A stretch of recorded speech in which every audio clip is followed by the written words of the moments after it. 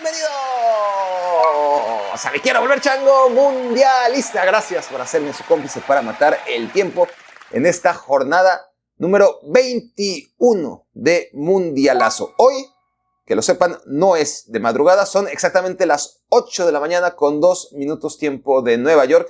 He tenido que cambiar mis hábitos provisionalmente, mi logística. Nos mudamos a Nueva York para el resto de la Copa Mundial. Estoy en una habitación provisional porque no me gustó. No soy tan especial, pero de hecho, no les voy a contar toda la historia. Me tocó una habitación, pedí que me la cambiaran.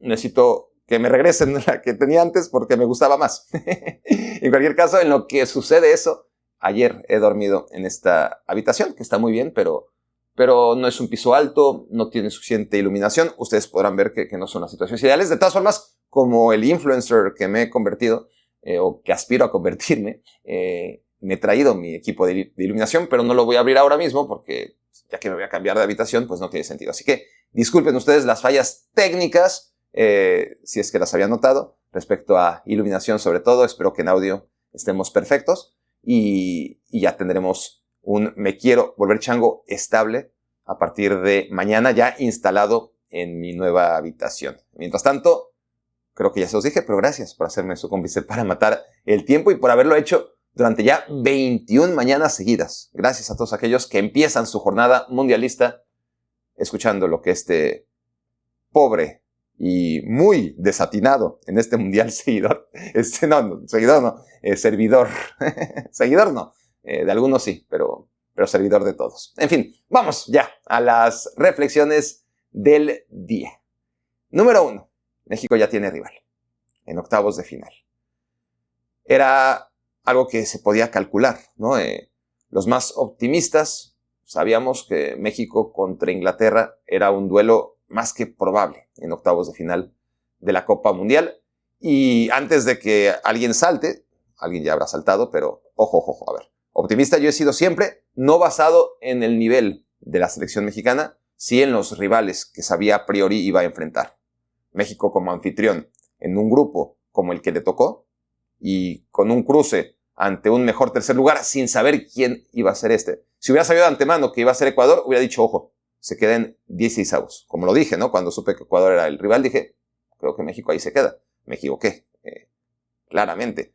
Pero cuando fue el sorteo, cuando veíamos, mira, estos son los equipos, estos son los cruces, México, si acaba en primer lugar, va contra un tercer lugar que seguramente será de un nivel bajo. Si avanza, se va a encontrar entonces, según las llaves que todavía estaban completamente vacías, pues mira, Inglaterra. Si todo sale como debería salir, entonces sería Inglaterra, si es que no se queda en el camino, porque tampoco era, ni ha sido nunca, una garantía la selección inglesa de éxito. Ni México ni Inglaterra. Podemos decir ahora mismo que son historias de éxito en este mundial. Claramente México tiene certezas e Inglaterra tiene dudas, ¿no? Esa es la gran diferencia y lo que invita a pensar que México, después de todo, tiene cierto favoritismo respecto a Inglaterra. La importancia del descanso, la importancia de estar en una sola sede. Solamente se trasladaron en un vuelo de 1 hora a Guadalajara. A mitad del torneo están concentrados desde hace mucho tiempo. La altura de la Ciudad de México, el ambiente mundialista, la sensación de que México puede ganarle al que sea, jugando como lo hizo sobre todo en contra de Ecuador. Esa es una nueva fortaleza que no tenía en la fase de grupos. E Inglaterra son muchas dudas, al contrario. Mientras México ha ido creciendo, aunque a mí no me convencía nada lo que vi en los 3 primeros partidos, pero claramente el último partido es prueba de crecimiento, prueba irrefutable del crecimiento de México en esta Copa Mundial, sobre todo el primer tiempo contra Ecuador.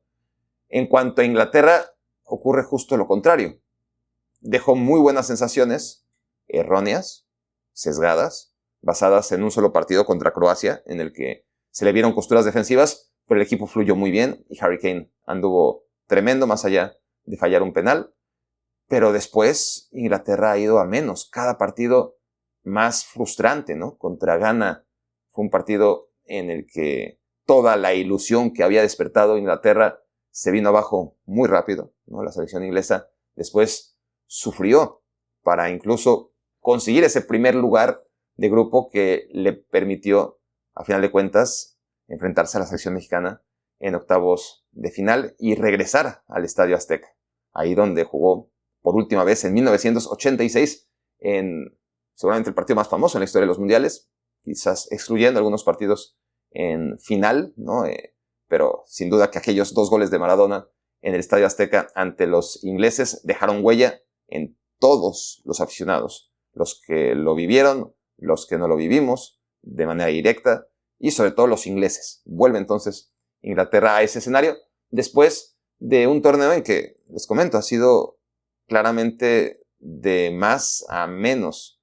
Tras ese partido en contra de Ghana, sufrió mucho más de la cuenta ante Panamá, lo resolvió, y contra República Democrática del Congo, que fue el partido más reciente, celebrado ayer, fue muy flojo lo de Inglaterra, muy flojo en todos los sentidos. Incluso Harry Kane, que acaba siendo obviamente el héroe y la razón por la que Inglaterra está donde está, y la principal amenaza para México, venía siendo un partido muy flojo, ¿no? Antes de resolverlo como solamente gente de su calidad histórica puede hacerlo. Así que ahí está, un duelo parejo, pero donde México creo que tiene ligero favoritismo. ¿Por qué? Porque viene de menos a más, eso siempre es importante. Cuando se encuentran en el camino un equipo que va de menos a más y otro de más a menos, anímicamente, como les digo, México tiene certezas, Inglaterra tiene dudas. Eso puede ser la gran diferencia. Agréguenle el asunto de la localía, que no solamente es jugar en casa un partido y el ambiente en torno a él, sino el estar establecido en un mismo lugar de entrenamiento todos los días desde hace tanto tiempo.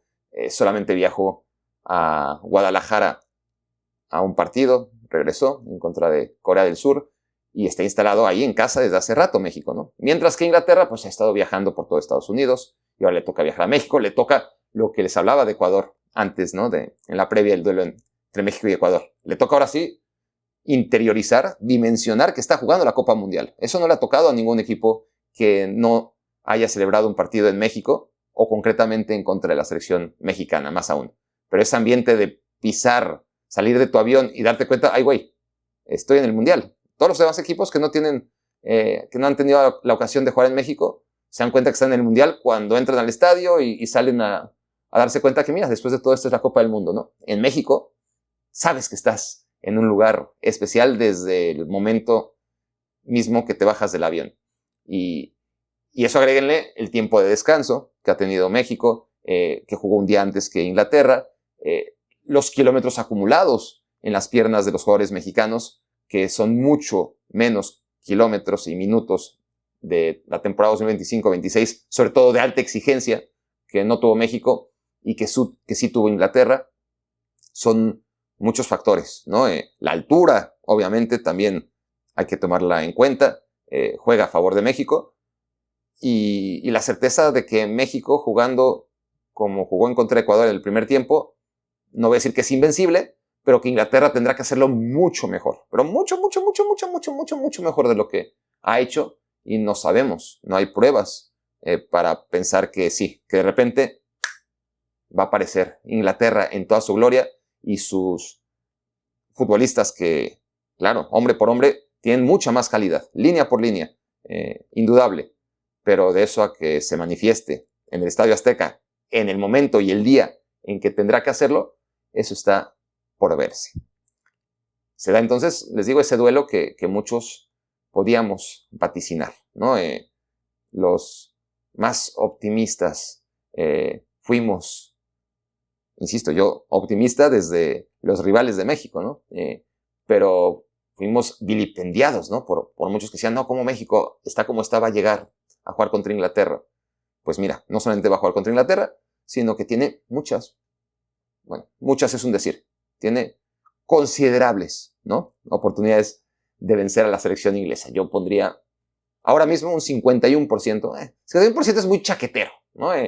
Decir 50-50, yo creo que es menos chaquetero decir 50-50 que 51-49, porque es como decir, bueno, voy a decir una cosa No, hay que poner un 54. No me animo a decir 55, pero un 54% de posibilidades para la selección mexicana. Me oigo y no me creo. Pero no estoy subido al tren del mame. Estoy subido al tren de que México, si juega como jugó el primer tiempo contra Ecuador, si es así de agresivo, si está así de concentrado. Inglaterra no ha dado muchas pruebas de que está preparada para soportar ese envión. Luego, Inglaterra tiene un factor que no está, obviamente, en manos de México. Tendrá que contrarrestar el factor Harry Kane, pero Harry Kane tendría que ser el jugador diferencial de la selección inglesa y de los 22 futbolistas que van a estar en el terreno de juego, ¿no? De eso no debe quedar mucha duda. Más allá de la presencia de otros jugadores importantes de Inglaterra, Harry Kane es ese futbolista que en esta Copa del Mundo está al nivel de los más grandes, ¿no? De Kylian Mbappé, de Lionel Messi, de Erling Haaland, lo que ha hecho Vinicius Junior también. Lo que ha hecho este mundial especial es que prácticamente todas las figuras han dado un paso adelante. No solamente han cumplido las expectativas, sino que las han superado. Falta Lamine Yamal. Lamine Yamal sería por ahora la excepción, pero quizás cuando estoy balbuceando esto, le mete 3 goles a Austria. No parece que sea el caso, pero ya veremos cómo le va a España y particularmente a Lamine Yamal en contra de la selección austríaca. Reflexión número 2. Hay una zona del campo donde Inglaterra es mucho más frágil. En general, es un equipo que se está atascando en sus partidos, que no está teniendo fluidez, ni creatividad, ni que, para variar, porque esto ocurre casi siempre, cada 4 años, esté consiguiendo trasladar a una selección nacional el nivel que se le ve individualmente a sus futbolistas, ¿no? El producto inglés siempre está por debajo de la suma de sus individualidades, algo contrario a lo que pasa en México. Pero México tiene un futbolista distinto también. Julián Quiñones, físicamente, futbolísticamente, es decir, primero está la inercia que tiene Julián Quiñones, lo hablé ayer, que le permite estar en ese momento de su carrera. No sabemos cuánto tiempo va a durar, quizás este es el mes de Julián Quiñones y ahí se va a quedar. En cualquier caso ha sido una temporada magnífica y a diferencia de los jugadores ingleses, o la gran mayoría de ellos, Julián Quiñones sí que dentro de su universo, en una liga como la de Arabia Saudita, ha logrado estirar ese momento de gracia, esa tremenda temporada que le ha llevado a ser campeón de goleo de Arabia Saudita hasta la Copa Mundial. Es un jugador diferente, es un jugador que México, jugando como está jugando, con el orden, con la convicción, insisto yo, México contra Ecuador. La fase de grupos es otra cosa, pero lo que vimos México contra Ecuador habría sido el típico partido que le vimos a México contra Argentina en 2006, contra Alemania en 1998, contra Países Bajos en 2014, seguramente se hubiera ido arriba, pero 1-0 y luego a sufrir, ¿no? Con un jugador del biotipo de Quiñones, que es claramente, y ayer lo establecí muchas veces, quien no me haya escuchado, es un futbolista mexicano, ¿no? Yo hago diferencia entre mexicano y futbolista mexicano. Mexicanos son todos los jugadores de la selección nacional. Todos son igualmente mexicanos, no hay uno más mexicano que otro. Sí hay futbolistas más mexicanos que otros, ¿no? Y dentro de esto, no deja de ser Julián Quiñones un futbolista mexicano. Un futbolista mucho más mexicano, por ejemplo, lo decía ayer y lo recalco otra vez, que Álvaro Fidalgo. ¿Por qué? Pues porque debutó en el fútbol mexicano. ¿Cómo no va a ser un futbolista mexicano si debuta en el fútbol nacional? Entonces, y no solo es que debutó y se fue, debutó, desarrolló su carrera en el fútbol mexicano, ciertamente tiene un biotipo, igual que Santiago Jiménez, que es un absoluto desastre ahora mismo.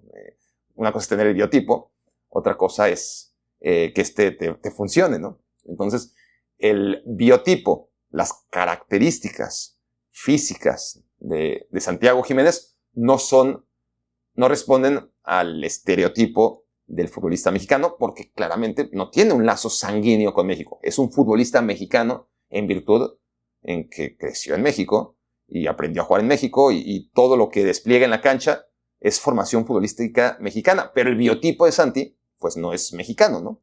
Y bueno, ojalá lo fuera, porque es un desastre ahora mismo. Si hay algo que criticarle a la selección mexicana en este instante es el nivel de Santi, ¿no? Siempre hay un granito negro en el arroz, y lo de Santi Jiménez fue realmente, no es que viniera siendo bueno en el último año, pero sí fue revelador en el Estadio Azteca en contra de Ecuador. Si pones a su papá, a Chaco Jiménez, ahora mismo, con su edad, no se notaría la diferencia, honestamente, entre uno y otro. Pero bueno, vuelvo al tema Julián Quiñones, ¿no? Julián Quiñones es un futbolista que no solamente está en un momento de forma formidable, por encima de cualquiera de sus compañeros, y que eso le permite a México resolver partidos en los que juega muy bien y que en otros mundiales no ocurría. No tenías a un tipo seguramente, porque habría que ir mundial a mundial, ¿no? Pues Hugo Sánchez en el 86 seguramente sería no solamente comparable, sino superior, ¿no? A cómo llega un futbolista mexicano siendo, sobre todo si hablamos de medio campo adelante, ¿no? Yo creo que Hugo Sánchez es el único antecedente claro, porque Luis García llegaba bien en el 94, son otros tiempos, otros niveles, otras ligas, pero no al nivel de campeón goleador de una liga que, como les decía ayer, no es de superélite, pero en la que hay muchos delanteros de superélite y él fue el que más goles metió de todos. No es poca cosa lo de Julián Quiñones. Pero eso en cuanto al nivel futbolístico. Si volvemos al delicado nivel, al delicado análisis del biotipo del futbolista, pues así como Santi Jiménez no responde a un biotipo de futbolista mexicano, Julián Quiñones tampoco. La potencia, la resistencia, la capacidad que está teniendo para definir partidos que históricamente México no había logrado porque nunca había tenido a un jugador del biotipo de Julián Quiñones, que es tan mexicano como todos los demás, que es futbolista mexicano por encima de otros naturalizados. Cualquiera de los otros naturalizados históricos de México tiene menos credenciales para decir soy un futbolista mexicano que Julián Quiñones, por el hecho de haber llegado a los 16, 17 años, ya formado como futbolista, pero aquí fue pulido, aquí se hizo profesional, aquí creció y ya está. Pero otra cosa es el biotipo. El biotipo, pues, perfectamente. Yo no tengo un biotipo mexicano tampoco, ¿no? Sin ir más lejos.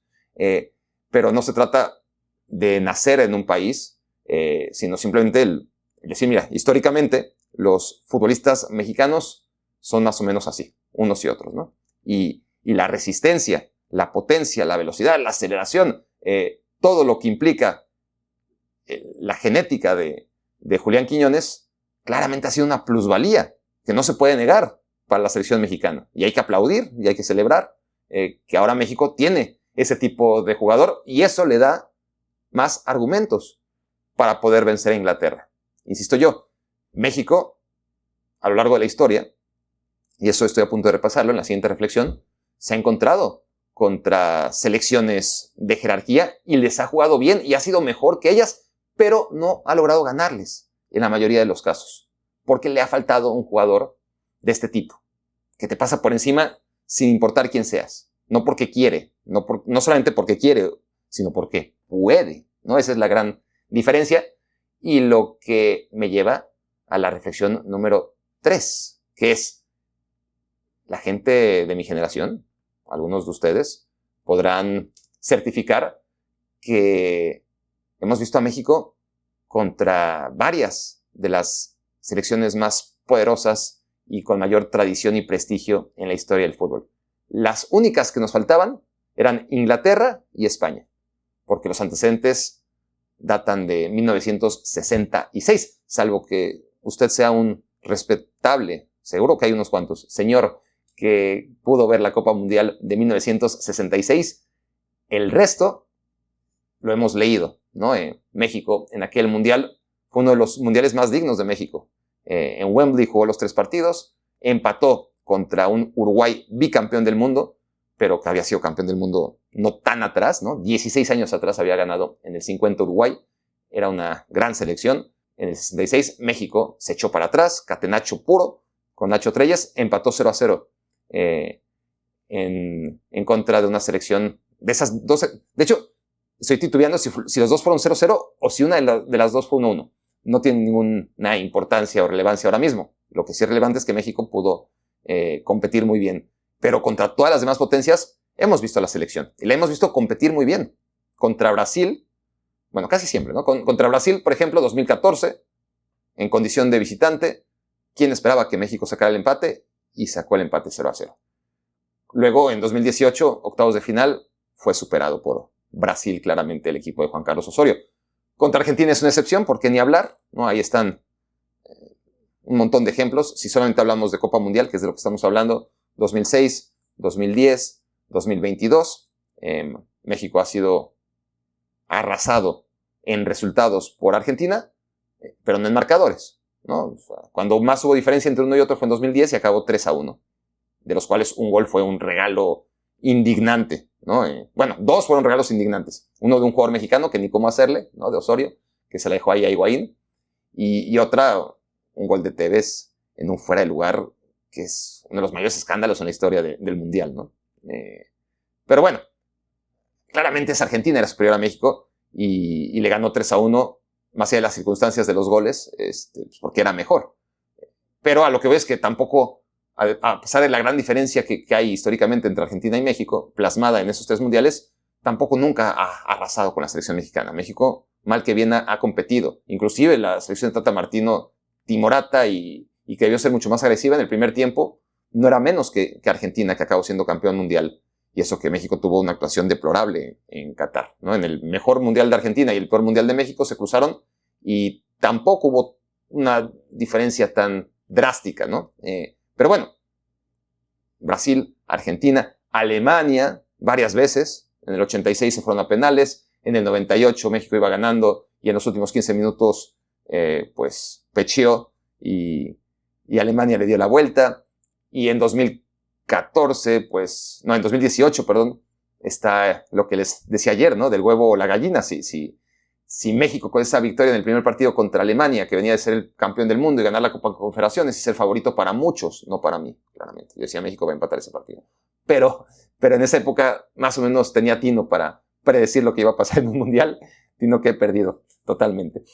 Pero bueno, en aquellos tiempos estábamos seguros que México, pues, le había ganado a Alemania. Hoy no sabemos qué tanto México le ganó a Alemania o Alemania perdió con México, porque desde entonces es el huevo o la gallina, ¿no? México provocó un desastre o influyó, no voy a decir que lo provocó, pero influyó directamente en un desastre del que no se ha levantado todavía Alemania, ¿no?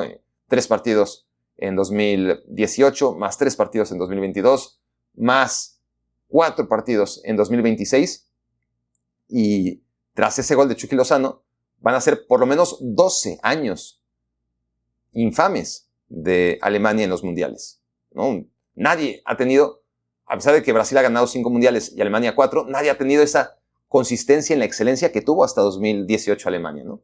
Y México, que compitió contra Alemania y perdió en el 86 y en el 98, le ganó en fase de grupos en 2018 y generó probablemente una crisis, la peor crisis en la historia del fútbol alemán. O no, o igual Alemania ya estaba para el perro y México iba pasando por ahí y fue el primero en aprovecharlo, ¿no? Lo que después fueron siguiendo selecciones como Corea del Sur en 2018, como Japón en 2022 y como Ecuador en 2026, además de Paraguay, ¿no? Como que se va haciendo más grande. Si ellos pudieron, ¿por qué nosotros no vamos a poder, ¿no? Se va haciendo más grande la bola de nieve y a Alemania ya nadie le teme, ya no hay motivos para temer. Si México le ganó, eso es lo que habrá pensado Corea del Sur. Y después Japón habrá dicho, mira, si Corea del Sur le ganó, ¿por qué nosotros no? Y después aparece Ecuador y también le gana. Y luego llega Paraguay y dice, mira, si le ganó México, si le ganó, y no en tiempos remotos, en los últimos tiempos, ya le ganó México, ya le ganó Ecuador, ya le ganó Japón, ya le ganó Corea, que nosotros no le ganemos, ¿no? Y al siguiente, pues ya va a decir, mira, le ganó México, le ganó Ecuador, le ganó Paraguay, le ganó Corea del Sur, le ganó Japón, y ese será un problema en el que está metido Alemania. Pero continúo con esta reflexión número 3, que es que contra Brasil 2 veces, en tiempos recientes, contra Argentina varias veces, contra Alemania varias veces, contra Francia en 2010, México le gana a Francia, y ahí también es similar el análisis, ¿no? Francia era un desastre claramente, pero no explota, o no acaba de explotar todos los problemas internos que tenía esa selección que en 2006 había sido subcampeona del mundo, sino hasta que México les gana, ¿no? Francia contra Uruguay no tenía en su debut mundialista todos los fantasmas que explotaron tras perder en contra de México. Entonces México también aprobado en su mención honorífica incluso, ¿no? A pesar de que muchos digan, es que esa Francia era un desastre. Pues sí, pero ¿qué tanto era un desastre o qué tanto descubrimos que era un desastre gracias a la victoria de México? Italia, cuando era un equipo respetable, México en el 94 empate y primer lugar de grupo. Italia en 2002, otra vez, empate de México y primer lugar de grupo. Es decir, fueron empates que clasificaron a Italia, pero que clasificaron a México como primero de grupo. En ambas ocasiones, tanto en el 94 como en el 2002, eran los terceros partidos en la fase de grupo y donde el que ganara clasificaba, el que perdía se quedaba fuera, y si empataban, como ocurrió, México clasificaba como primero e Italia como segundo, si no es que como tercero. Luego llegó Portugal en 2006, un partido en el que ya estaban clasificados y Portugal lo gana, 2-1, con suplentes incluso, pero bueno, ahí estuvo también competitivo. Países Bajos varias veces, en el 98, que iba ganando Países Bajos 2-0 y México logra el 2-1 de Peláez y el 2-2 de Luis Hernández. Luego en 2014, donde México juega muy bien, pero le pasa lo de siempre y acaba perdiendo. E incluso Bélgica, ¿no? En el 98, si la queremos incluir entre las selecciones poderosas de los últimos tiempos, pues también iba ganándole en aquel Mundial del 98 a México 2-0, con un hombre más, y acabó empatando 2-2. Nos faltaban aquellos que hemos visto mundiales desde 1994 o 1998, nos faltaba ver a México medir fuerzas contra España, que seguimos sin verlo, y contra Inglaterra, que estamos por presenciarlo, ¿no? Uno más de los rivales que siempre pues vemos por televisión y que pocas veces podemos ver en contra de nuestra selección. Reflexión número 4. Uno de los grandes problemas de Inglaterra está en el lateral derecho. Ojo ahí, pensando en Julián Quiñones y los destrozos que puede hacer en este momento, ¿no? Jed Spence, es increíble, ¿no? Cómo hace nada, pero es que hace nada, hablábamos de Inglaterra y sus opciones para lateral derecho. Y tenía a Reece James, que sigue ahí, pero sigue lesionado, o sea, siempre. Con Reece James siempre es el tema de la lesión, ¿no? Sí que fue convocado, pero para variar está lesionado. Pero es que si se lesionaba Reece James en aquellos tiempos, y cuando digo aquellos tiempos hablo hace 4 años, tenías a Kyle Walker, tenías a Kieran Trippier. Ambos, pues ya, después de un ciclo en la selección inglesa bastante prolongado, pues son historia, ¿no? Entonces, no tienes a James, que está lesionado como siempre, no tienes a Trippier, no tienes a Walker, que están retirados de la selección, no tienes a Trent Alexander-Arnold, que por algún motivo no tuvo nunca la confianza de Gareth Southgate, principalmente porque tenía este tipo de jugadores que resultaban mucho más confiables en defensa, ¿no? Contemporáneos. Pero ahora Trent Alexander-Arnold pues no tiene esta competencia y de todas formas no es ni siquiera convocado con Southgate, pues iba convocado por lo menos, ¿no? Thomas Tuchel ha decidido no convocar futbolistas. Hay quien cree que obedece a cuestiones tácticas, seguramente es una mezcla. Yo creo que además de tácticas es sobre todo quiere tener suplentes y titulares. Quiere que todo el mundo esté contento en un mundial, que los suplentes estén agradecidos de estar en una Copa Mundial y que no estén cuestionando las decisiones del entrenador y generando fricciones en el grupo, ¿no? Cuando tienes a 26 estrellas, pues tienes a 11 jugadores contentos y a 15 tipos que odian al entrenador. Pero obvio, tienes a 15 futbolistas que quieren la titularidad y que son opciones de cambio y que están en una Copa Mundial y quieren demostrarle al entrenador que está mal y que van a tratar de aprovechar cada minuto en la cancha para demostrarlo, ¿no? Pero bueno, Thomas Tuchel ha decidido, creo yo, que Alexander-Arnold, más allá de sus carencias defensivas, es esa clase de jugador que si va a estar en el Mundial y va a ser otra vez suplente, ya va a estar de muy mal humor.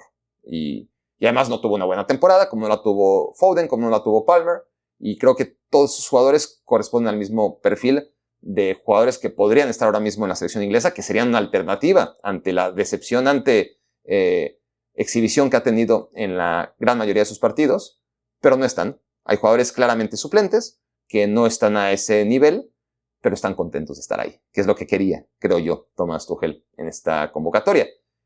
Y tienes entonces el tema lateral derecho, en donde hasta 3 años y medio en Qatar tenías las opciones de Reece James, de Kieran Trippier, de Trent Alexander-Arnold, de Kyle Walker, de Wan-Bissaka, ¿no? Que ahora jugaba en el equipo rival en República Democrática del Congo, y era increíble que la República Democrática del Congo tenía mejor lateral derecho que Inglaterra, ¿no? Siendo absolutamente inglés, pero que ante la falta de oportunidades y de convocatorias decidió dar por buena su posibilidad de ser naturalizado, o no naturalizado porque al final tiene sus raíces, ¿no? Su familia, pero optar por ejercer su nacionalidad de República Democrática del Congo como alternativa. Obviamente nunca fue su prioridad, pero como alternativa ante los no llamados de la selección inglesa y ante la terrible competencia que había en el lateral derecho. ¿Cómo es posible que de un mundial a otro, que no pasaron ni siquiera 4 años, Inglaterra pasó de tener 5 laterales derechos top, entre los mejores del mundo, a tener a Jet Spence, ¿no? Es un tema a analizar claramente y a reflexionar, por lo menos, como acabo de hacer. Reflexión número 5. ¿Puede ser una decepción todavía la selección mexicana en este mundial? ¿O pase lo que pase ya no puede ser decepcionante? Una pregunta más o menos retórica, pero más o menos no retórica, ¿no? Si es más o menos una cosa, es más o menos la otra cosa. Y viendo a la selección de Estados Unidos progresar hasta octavos de final y a Canadá haciendo lo mismo, pues México hasta ahora no ha hecho nada que no haya hecho otro anfitrión. Si ponemos, obviamente, claro, hay que contextualizar que Canadá se enfrentó a Sudáfrica en la ronda de eliminación previa a los octavos de final, que Estados Unidos se enfrentó a Bosnia y Herzegovina y que México se enfrentó a un equipo mucho más potente y peligroso como Ecuador. Pero al final de cuentas, los 3 están en octavos de final. Y si lo comparamos con otros anfitriones que no tengan un nivel deplorable, como Sudáfrica y Qatar, pues México no ha hecho más que estar donde tiene que estar ahora mismo. Rusia, con todas sus limitaciones, se metió hasta cuartos de final en su mundial. Y las demás pues han sido potencias, obviamente. Brasil, que fue decepcionante, semifinales, pero pues es Brasil, ¿no? Si hablamos de Alemania 2006 también, semifinales, no deja de ser un equipo poderoso. Ya nos tendríamos que ir a Corea-Japón 2002, donde Corea se quedó en octavos de final, donde está México ahora, y Corea del Sur, no sin polémicas históricas que 25 años después seguimos teniendo muy claras, se metió hasta semifinales. Y así podemos ir recorriendo, ¿no?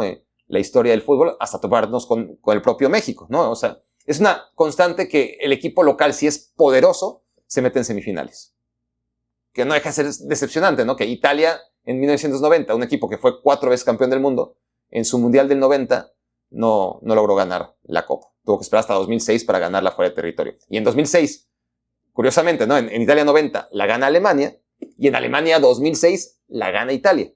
Italia se queda en semifinales en su Mundial del 90, Alemania se queda en semifinales de su Mundial en 2006, ¿no? Ahí como que hay una correspondencia histórica entre lo ocurrido en un Mundial y otro. Brasil, 5 veces campeón del mundo, no pudo ser campeón ni en 1950, que lo organizó aquella final contra Uruguay, pero en tiempos recientes, pues tampoco. En 2014, donde fue un ridículo histórico, pero bueno, llegaron a las semifinales, que es eso, ¿no? Las selecciones poderosas que son anfitrionas o son campeonas, como Inglaterra en el 66, como Francia por última vez fue en el 98, o llegan a semifinales. Si no eres poderoso, pues te quedas en cuartos, como Rusia. Chile, incluso si nos vamos al 62, fue tercer lugar. Fue una magnífica presentación, pero convengamos en que eran otros tiempos. Alemania en el 74 sí que pudo ser campeón. Argentina en el 78 también lo hizo. España en el 82 fue absolutamente decepcionante, pero salvo excepciones, lo normal es el equipo anfitrión, si es poderoso, va a llegar a la final, va a ser campeón, o como mínimo se va a quedar en semifinales. Si no es poderoso, se va a quedar en cuartos de final, y si es una vergüenza, no tiene herramientas para competir, se va a quedar en fase de grupos, como le pasó a Sudáfrica en 2010 y a Qatar en 2022.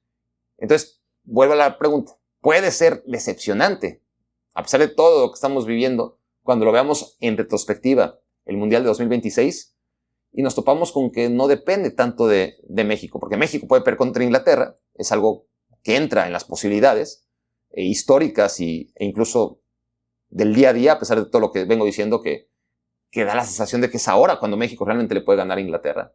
Que Inglaterra nunca ha sido tampoco una potencia mundialista, nunca se ha metido en una final más que la que organizó en 1966, y ya han pasado 60 años desde aquello.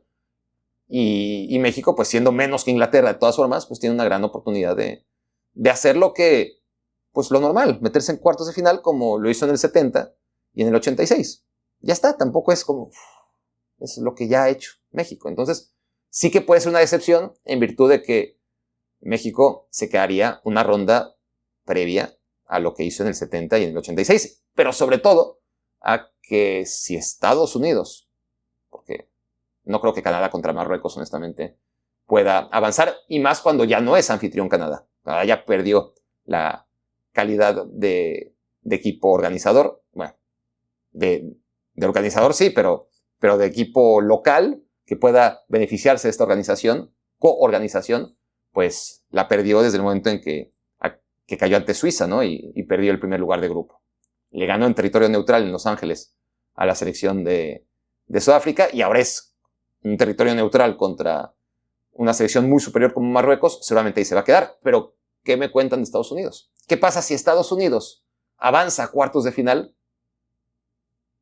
No creo que llegue más allá, pero bueno, imagínense que se meta hasta semifinal, más a mi favor para lo que estoy a punto de decir, ¿no? O el hilo que estoy desarrollando. Pero dejémoslo en cuartos de final. Si Bélgica, que tiene muchos más problemas incluso que Inglaterra, si Bélgica cae ante la selección de Estados Unidos se mete en cuartos de final, y México se queda en octavos de final, es irremediable. Las sensaciones hasta el día de hoy, más allá de las formas en las que pueda caer ante Inglaterra, van a cambiar muchísimo. No solamente porque México se habrá quedado en octavos de final y habrá bajado su rendimiento respecto a lo que hizo en México 70 y en México 86, sino que además el otro organizador, el rival con el que México se mide siempre, de manera obsesiva incluso, pues habrá dado un paso más. Habrá hecho lo que sí hacen todos los anfitriones, que tienen un nivel más o menos destacado, que es meterse en cuartos de final. Entonces, la respuesta a mi pregunta, más o menos retórica y más o menos no, es que México, sí señores, todavía puede decepcionar en este mundial, y no es tanto en virtud de lo que pueda hacer contra Inglaterra, sino de lo que pueda hacer Estados Unidos en contra de la selección de Bélgica y todos sus problemas. Esto me lleva a la sexta reflexión en torno a Estados Unidos, ya para abordar un poco la jornada de ayer. Estados Unidos, en un partido que era de lo menos atractivo en esta fase de 16avos, le gana a Bosnia y Herzegovina. Un buen primer tiempo, un segundo tiempo en el que está condicionado por una expulsión, pero enfrentaba a un rival realmente muy flojo, muy flojo, que no le genera daños, pero que tampoco nos permite sacar grandes conclusiones sobre para qué está Estados Unidos. Lo alarmante de Estados Unidos, para mí, o por lo menos no alarmante, sino lo que habría que destacar y tomar en cuenta, por lo menos, ¿no? Es establecer que Estados Unidos tuvo su mejor cara hace 2 semanas. Que cada vez que hablamos de Estados Unidos y su techo futbolístico, lo tuvo en el primer partido contra Paraguay. Y luego jugó contra Australia, y luego jugó contra Turquía, y ahora jugó contra Bosnia, y no ha llegado a ese nivel. Su primer tiempo contra Australia fue bueno, fue bastante bueno, pero su segundo tiempo pues ya fue de control, de limitar daños. Parecido a lo que pasó contra Bosnia y Herzegovina, muy parecido. Entre esos 2 partidos jugó contra Turquía, en donde jugó con jugadores suplentes, ya estaba todo definido, Turquía estaba eliminado, Estados Unidos tenía el primer lugar de grupo, pasar lo que pasara, no se puede evaluar. Pero tenemos pocas herramientas para el análisis con Estados Unidos. Tenemos básicamente el primer tiempo contra Paraguay, que ya quedó muy lejos en la historia de este mundial, y tenemos el primer tiempo contra Bosnia, que no fue tan bueno, pero sí la sensación de que Estados Unidos y su mejor cara la ofreció ya hace mucho, ¿no? Que lejos de progresar en este mundial y de dar cada vez más miedo, pues no. De hecho, cada vez deja más dudas la selección de Estados Unidos, que tampoco ha tenido un rival como para establecer, mira, Estados Unidos está para esto. Estados Unidos de inicio tenía expectativas moderadamente bajas en un grupo más complicado que el de México y las pudo solventar aplastando a Paraguay. Y ahí está lo que digo siempre yo, ¿no? Las expectativas son una medida de todo. Las expectativas en cuanto al partido contra Paraguay, por cómo venía Paraguay, por lo que sabemos que es Paraguay, por lo que demostró ser Paraguay después. Es decir, esperábamos ver a Paraguay como la vimos en contra de Alemania, ultra competitiva. No fue eso. Como siempre, el análisis de no fue eso porque Estados Unidos no lo permitió o porque Paraguay fue un desastre absoluto y no esperábamos que fuera eso. La expectativa en cualquier caso era que Estados Unidos iba a sufrir mucho. Si le iba a ganar, probablemente le iba a ganar, pero no sin sufrimiento. Nadie esperaba una exhibición, una de las grandes exhibiciones que ha tenido esta Copa Mundial, junto a la que tuvo México en contra de Ecuador, o junto a la que tuvo, bueno, no junto, porque lo que ha hecho Francia, particularmente contra Suecia, está en otro nivel, pero lo de Colombia en contra de Portugal también fue magnífico, ¿no?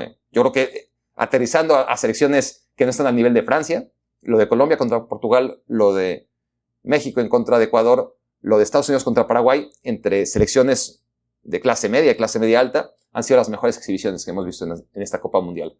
El problema es que Colombia la tuvo recién.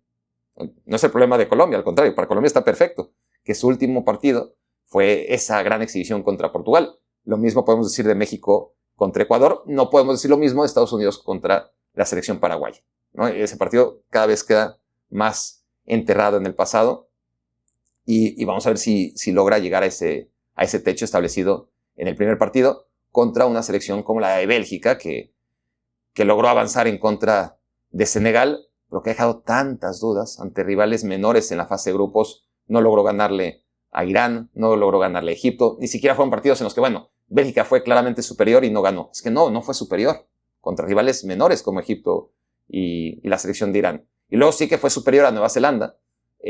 Parecía que contra Nueva Zelanda, a pesar de que era Nueva Zelanda, pues Bélgica sacó el primer lugar de grupo, podía crecer a partir de esa victoria, y por el contrario, fue muy inferior, mucho peor que Senegal, en todos los sentidos. Senegal dejó ir el partido, Senegal cruz azuleó, fue mejor en todo momento, tuvo el 3-0, Courtois lo evitó, apareció Lukaku como siempre, entrando de cambio sin poderse apenas mover, pero tapando el espacio entre la pelota y el rival, que lo hace mejor que nadie todavía, y anotando, y con muy poquito, ¿no? Bélgica logró remontar, crecer en los últimos minutos, ganar en el tiempo extra con el tiro penal de Tielemans, pero dejando la sensación de que es un equipo que no tiene ni la cohesión, ni la actitud, ni el amor propio, ni las ganas de trascender que sí tiene Estados Unidos,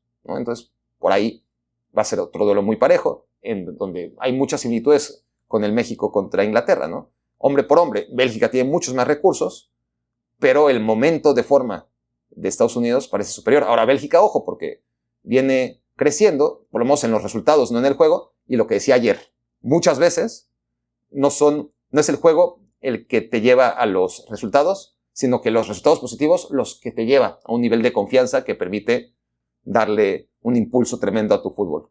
Le pasó a México. Vamos a ver si le puede pasar a Bélgica. No tiene mucha pinta, pero para eso estamos, para ver. Reflexión número, ya perdí la cuenta y aquí no nos lleva apuntadas, pero digamos que es la reflexión número 7. Creo que es la 7, ¿verdad?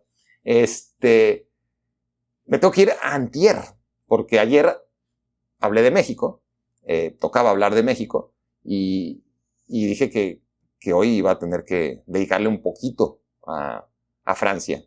Le dediqué un poquito ayer y hoy, porque lo que hizo en contra de Suecia fue una gran exhibición, y la única duda es cuando se eleve el nivel del rival, si Deschamps va a mantener esta postura de ataque, coherente, lo que yo vengo diciendo desde antes del Mundial, ¿no? El gran reto para Deschamps era entender que ahora su materia prima, sus fortalezas, principales no están en defensa, sino en ataque.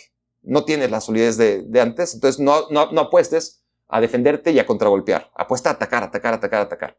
Por ahora lo ha hecho. No es que las versiones de Francia en los otros momentos de Deschamps hayan sido siempre defensivas. Hemos visto a Francia jugar al ataque contra ciertas selecciones, pero cuando llega esa selección a la que se le respeta, Francia cambia. Y vamos a ver contra Marruecos, entendiendo que ese podría ser el duelo, ¿no? Una vez que Francia solvente su partido en octavos de final. Creo que nadie tiene dudas a estas alturas que Francia va a avanzar en contra de Paraguay, pero bueno, dudas razonables, por lo menos mínimamente razonables, creo que sí debe haber, pero dudas serias no. Pero luego, y además ahí va a tener que atacar, ni siquiera va a tener opción. Contra Marruecos va a ser muy interesante, sumamente interesante, ese hipotético duelo de cuartos de final, si se da lo que esperamos, ¿no? Que Paraguay y Canadá no sean realmente sparrings al nivel de Marruecos y de Francia. ¿Qué quiero decir? Este mundial he estado yo duro y dale con los goles, ¿no? Los goles que por ahora han sido algunos muy bonitos, casi todos de media distancia, pero bueno, Amad metió un golazo con Costa de Marfil, ¿no? ¿Cuál fue un golazo en la jornada anterior? Es que estoy hablando de los dos últimos días de actividad mundialista, en donde se están acumulando los goles. Hay algunos muy buenos, pero no hay todavía uno que digas, este es el gol del mundial. Sigue siendo para mí el de Isidor en el Haití contra Marruecos. Pero vaya que este mundial ha tenido no goles fantásticos que tienen que pasar a la historia, ¿no? El cabezazo de Pelé contra Inglaterra, esa jugada mano a mano contra Maciukiewicz que no acaba en gol, el no gol de Vinicius en contra de Japón y el no gol de Olise. El no gol de Olise. Si tenemos que resumir todo lo que pasó en el partido entre Francia y Suecia, yo me quedo con el no gol de Olise. Ese tremendo remate media tijera al poste, estético, lejos de la portería, magnífico, plástico, como el de Negrete, pero creo que más lejos, en 4K, 40 años después, y se fue al poste, no a la portería de Bulgaria. Pero bueno, si no nos está dando goles magníficos e inolvidables este mundial, ya nos dejó 2 no goles que deberíamos de recordar siempre, honestamente. Ya veremos, no lo podemos controlar tanto nosotros como nuestras mentes, nuestra conciencia colectiva, a ver cuánto nos acordamos de los no goles de Olise y de Vinicius. Reflexión número 8. Los africanos tuvieron la oportunidad de evitar el primer corte, pero meterse a octavos de final es otra cosa. Y ahí es otra vez el límite que está encontrando África, ¿no? Puso a raya la comparación con cualquier otra confederación, particularmente con Asia, ¿no? Porque tienen una repartición similar de boletos. El cupo para África está en 9,5, se tuvo que ganar el 10º en el repechaje. El cupo para Asia está en 8,5, se ganó el 9º en el repechaje. Y la diferencia es que Argelia y todas las selecciones, salvo Túnez, de África, ¿no? Tanto el África árabe como el África subsahariana, todos avanzaron, salvo la selección de Túnez.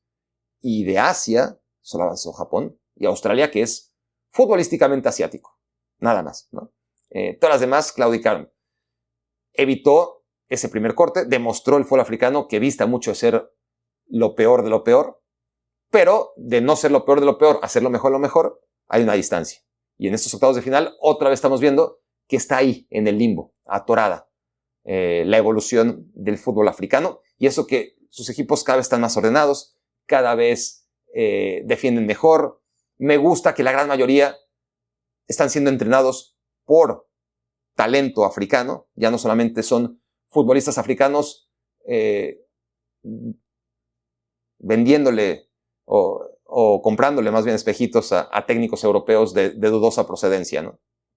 Todavía los hay algunos que hacen muy buen trabajo, como el de República Democrática del Congo, pero en general estamos viendo a técnicos locales y con muy buenos resultados, ¿no?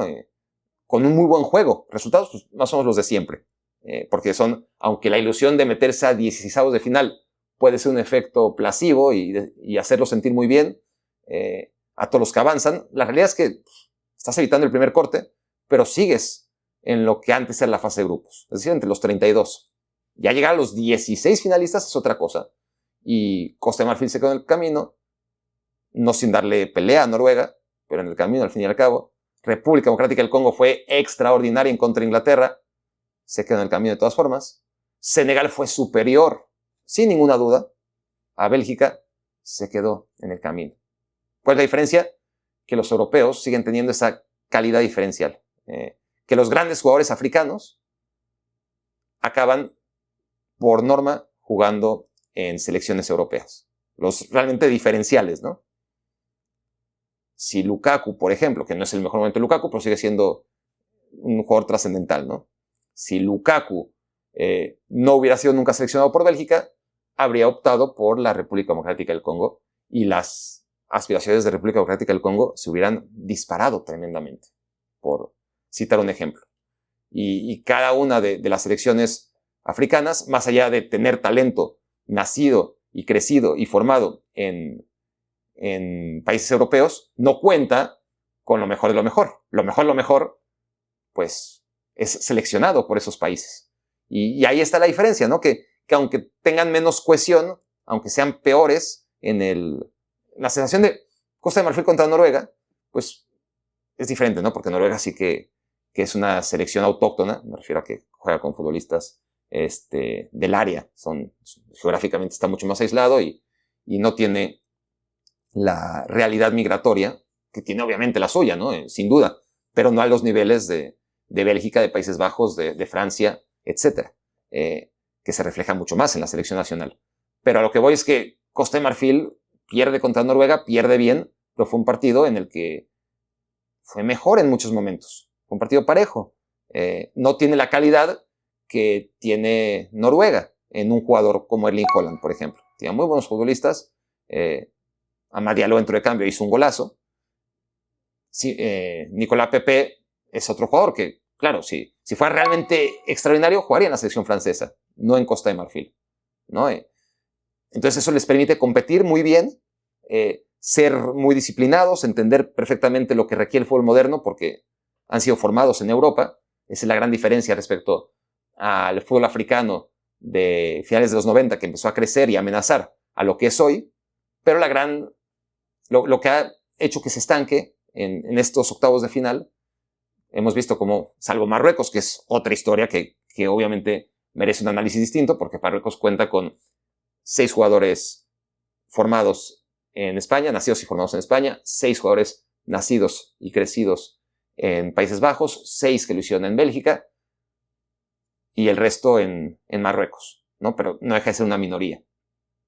No hay ningún país, eso sí, si haces un censo en Marruecos, al final no hay ningún país que tenga más jugadores nacidos en un país, ¿no? Valga la redundancia. En Marruecos, vamos, pues hay 6 españoles, 6 neerlandeses, 6 belgas y 8 marroquíes. Es decir, Marruecos sigue liderando en el desglose, más no en la cantidad de futbolistas crecidos en un país determinado, ¿no? Pero Marruecos por lo menos mantiene eso y no deja de generar futbolistas, y lo ves en la selección sub-20, pero es un caso aparte, ¿no? De evolución que no ha correspondido a la evolución pues que tampoco ha sido involución del fútbol africano, pero no evolución, estancamiento, ¿no? Del fútbol africano en general, porque obedece a otro tipo de dinámica. Marruecos, que ha apostado claramente por futbolistas de élite que han elegido muchas veces jugar para Marruecos en lugar de a las selecciones donde podrían jugar, y esa es la gran diferencia también entre Marruecos y otros países. En otros países son elecciones de segunda mesa. La mayoría habría que ir uno por uno y sería injusto a la hora de generalizar. Pero en general es así. En cuanto a Marruecos, pues Achraf Hakimi, por ejemplo, pudo haber jugado con España y nunca le pasó por la cabeza. Desde pequeñito decidió jugar con la selección de Marruecos.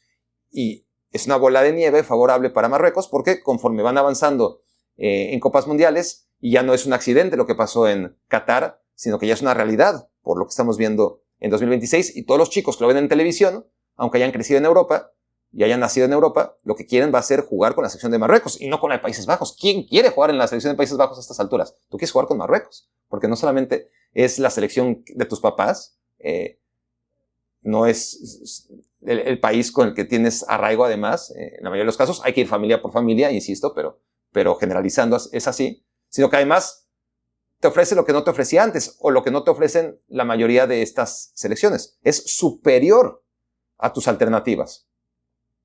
Tú eres de República Democrática del Congo o de Senegal, que lo ha hecho muy bien también recientemente, o de Costa de Marfil, pero además es que naciste en Francia o naciste en Bélgica, pues lo normal es que de todas formas quieras jugar, si puedes, si te seleccionan, jugar con Francia o con Bélgica, ¿no? Vas a tener mayor proyección, vas a tener mayor probabilidad de éxito, y eso es lo que no pasa con Marruecos. Pero en general, si vemos a Costa de Marfil competir bien contra Noruega, pero perder, a República Democrática del Congo jugar muy bien en contra de Inglaterra, pero quedar eliminado, a Senegal dominar en todas las facetas del juego a Bélgica, pero quedar eliminado, tiene que ver con que esos jugadores de superélite generalmente no juegan para Costa de Marfil, ni para Congo, ni para Senegal. Juegan para otras selecciones. Ellos sí. Y los equipos europeos, aunque defiendan peor, porque Bélgica defiende fatal, aunque tengan menor cohesión, aunque tengan menos ganas generales de ganar o de trascender, aunque estén más cansados, tanto física como anímicamente, en una Copa Mundial, y eso se note, ¿no? Pues acaban avanzando porque el fútbol, mientras puedas competir, te va a privilegiar como punto y factor diferencial la calidad en los últimos metros, y esa es la que siguen teniendo selecciones como Noruega, sobre todo esta generación, como Bélgica con todos sus problemas, y como Inglaterra, que son las tres que se acaban de imponer a selecciones africanas muy dignas, pero que se quedaron en octavos de final. Reflexión número 9. Quedándome en Noruega para no dejarlo atrás, aunque ya está muy viejo el análisis, y esa victoria sobre Costa de Marfil, Solbakken se la jugó, decidió renunciar a uno de los partidos más interesantes y que se antojaban más en la fase de grupos, que era ver a Noruega contra Francia, Mbappé contra Haaland, 4 goles cada uno en ese momento, y resulta que a Noruega no le importó, nunca le importó. Noruega lo que quería era clasificar, dio por bueno su segundo lugar, sabía que iba contra Costa de Marfil, y que jugar en contra de Francia y ganarle implicaba, pues sí, quedar en primer lugar de grupo, pero tampoco te aseguraba nada. Sí que hubiera jugado contra Suecia en lugar de Costa de Marfil, pero a partir de octavos de final, pues ya elegir entre que te toque la selección de Brasil, como es la que finalmente le va a tocar, o la que le hubiera tocado si hubiera ido por el otro camino, pues entonces ya es mucho más complicado. Hay que ver en partido a partido. Y Noruega decidió, está bien, vayamos contra Costa de Marfil, después vayamos contra el ganador de Japón contra Brasil, en lugar de el otro camino. Si hubiera sido primer lugar de grupo, si hubiera peleado por el primer lugar de grupo, ahora mismo tendría el calendario que tiene Francia. Habría enfrentado primero a Suecia y después se mediría con Paraguay. Es decir, Noruega tendría muchas más expectativas de meterse ahora mismo a cuartos de final que las que tiene ahora mismo. En cualquier caso, decidió, mira, contra Francia probablemente no gane. Y me voy a desgastar y voy a llegar más débil al partido contra Costa de Marfil. No sé, y esto ya lo dije en algún momento, creo, no quiero repetirme demasiado, no sé qué tanto, o sea, si le hubieran metido ese gol hubiera sido muy interesante saber qué pasaba con Noruega. Si en el partido contra Senegal, quiero decir, iba 3-1, si Senegal no hubiera metido el 3-2 y con ello Noruega hubiera llegado como primer lugar contra Francia y le hubiera valido el empate, quizás habría cambiado todo. Y lo que quiero decir con esto es el efecto de un gol que parece intrascendente, ¿no? Va ganando 3-1 Noruega a Senegal, Senegal anota el 3-2 en los últimos minutos, no cambia nada, pero a la vez lo cambia todo, porque quizás Noruega, siendo primer lugar de grupo, sí hubiera jugado con titulares ante Francia, sí le hubiera importado un camino en el que enfrentaría a Suecia primero e hipotéticamente a Alemania o a Paraguay en el otro, que ahí también ya es debatible, ¿no? No sabías que Alemania, no tenías la certeza que Alemania iba a ser un desastre como el que siguió siendo hasta quedar eliminado. Quizás en algún momento Solbakken dijo, mira, de enfrentar a Suecia, enfrentar a Costa de Marfil, no hay gran diferencia. De enfrentar después a Brasil o a Alemania, porque nadie iba a proyectar que iba a ser Paraguay, pues tampoco hay gran diferencia. Y Solbakken tuvo razón, Porque por más que ahora muchos dirán, mira, si le hubiera ganado a Francia, o si hubiera llegado en primer lugar y no le hubiera metido ese gol Senegal, y después hubiera empatado contra Francia, jugando con titulares, pues ahora tendría que medirse en el camino con la selección de Paraguay, en lugar de la selección brasileña, y podría aspirar a meterse hasta cuartos de final. Eso es adelantarse demasiado. En ese momento, el técnico Solbakken dijo, voy a descansarlos, y le salió, ¿no? Porque llegó el equipo fresco a jugar en contra de Costa de Marfil. Así que fue una buena decisión para la selección de Noruega. Reflexión número 10 y última. Mis caballos negros, todos se fueron a la mierda. Vaya mundial que estoy teniendo. Un desastre. Mi caballo negro principal, Japón, perdió y ni siquiera supo competir bien en contra de Brasil. Fue una decepción total.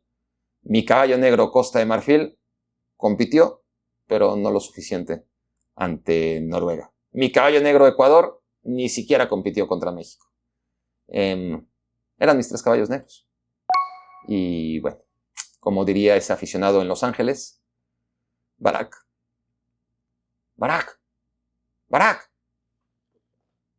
no sabes nada. Tiene razón. Esto fue Me Quiero Volver Chango. Muchas gracias por haberme hecho su cómplice para matar el tiempo.